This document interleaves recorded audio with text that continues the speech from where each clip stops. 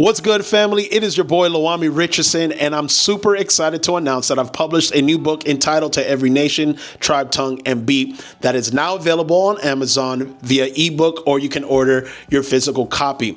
So I wanted to do a 5-part mini-series that unpacks some of the arguments that I make in this book.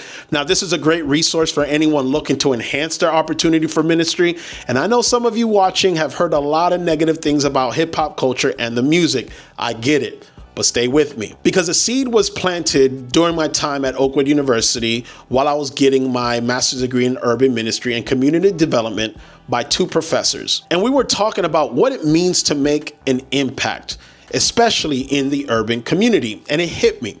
If we believe in the 3 angels' messages, then we believe that the gospel must go to every nation, tribe, tongue, and people. Every tongue. So here's a question that started following me as I was writing my book. Why is it that one of the most influential cultures in the entire world, which is hip hop, seems to be negated when it comes to sharing the gospel? Now, this one comes from the famous saying by Tupac Shakur that the rose that grew from a crack in the concrete. It's such a powerful metaphor for not only resilience, but for survival, but for the beauty that emerges from extreme hardship. But watch what Tupac was really describing. That rose represents a person, the inner beauty, the potential, and the worth that they carry. It symbolizes anyone who dares to dream, to grow, and to achieve greatness, even when the support isn't there. And the concrete, well, that represents the harsh, cold, unyielding environment that the rose has to grow out of. The systemic struggles, the poverty, the racism, the violence, and the lack of just basic resources that so many people deserve but never receive. And then there's a crack in the concrete. And Tupac is saying that even the smallest opening, even the faintest spark of hope can allow life to break through seemingly impossible barriers. Because at the end of the day, it's about proving nature wrong. The poem says that the rose learned to walk without having feet, meaning it defied the rules of its environment to achieve the impossible through sheer will and dreams. And family, if that's not a metaphor for my entire life and for the life of every Christian, then I don't know what is. Because I grew up in a biracial home, Puerto Rican mother, Black father, raised in a Caribbean Black church. And I was caught right in between the church and hip hop and the culture. And hip hop had a category for a kid like me who didn't fully fit into either world. You see, even growing up in the church and even knowing what it meant to do family worship and to be a God-fearing Christian, the reality is I was wrestling with so many identity issues. I didn't fully understand myself or who I was, but it seemed like hip hop had a space for me. And that makes sense because hip hop was birthed by Puerto Ricans and Black folks in the Bronx, a movement that came out of the very desperation Tupac was describing. That rose that grew from the crack in the concrete. Now, some of the artists who told me the truth in my teenage years, they opened my eyes. Take example, DMX. DMX opened his albums with raw, desperate prayers and honest talks with God. And I remember people looking at the cover of Flesh of My Flesh and Blood of My Blood and him sitting in a tub full of blood and calling it demonic. But little did they realize that DMX was one of the most honest, most vulnerable people that you can listen to.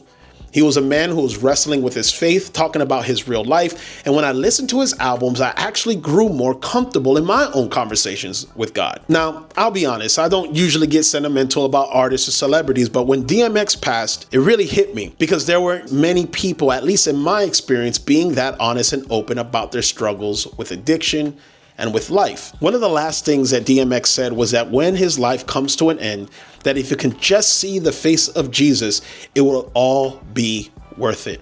And I believe God is going to answer that request for DMX. Then there's Tupac. One of his most famous songs, Dear Mama, is about grace and love that persists through failure.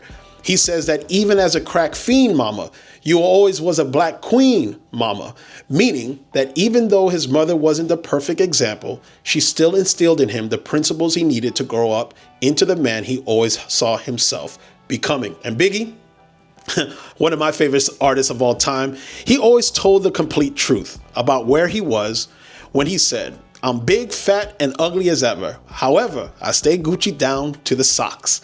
A man who called himself ugly still walked with confidence that made people believe in him. He even had a song where he said he didn't want to go to heaven because he didn't see himself as a good person. Now, that might be hard to hear, but he was being honest about where he really was. And so often when I come to the church, I feel like I didn't fit because the people I encountered were presenting something that I felt inauthentic to their real experience. But these artists, they were real. And Kanye West said it best: rappers are the preachers and the verses are the scripture. Because the truth is, a lot of people won't walk into a church to hear a pastor, but they'll hang on every verse that their favorite rapper spits. So here's a question I could not stop asking while I was getting my degree. The same question my two professors put in front of me. If hip hop works like a religion for hundreds of millions of people, giving them their identity, community, and the way that they read the world, then let me ask you, fellow believers, did the angel of Revelation 14 verse 6, sent to every tongue, have a commission that includes them as well? Because here's my answer. The answer is yes. The angel has been flying over the South Bronx this whole entire time, right where hip hop was born, right where Puerto Ricans and blacks folks came together and made something beautiful. They made something out of brokenness. And the angel was there the entire time. And that is what this series is about.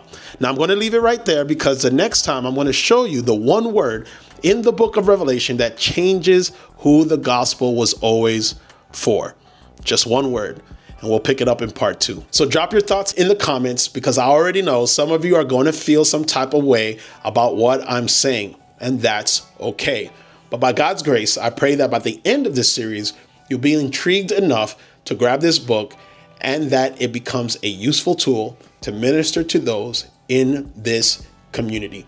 It is your boy Lo-Ammi Richardson, and this is To Every Nation, Tribe, Tongue, and Beat. And I'll see you in part 2. Blessings.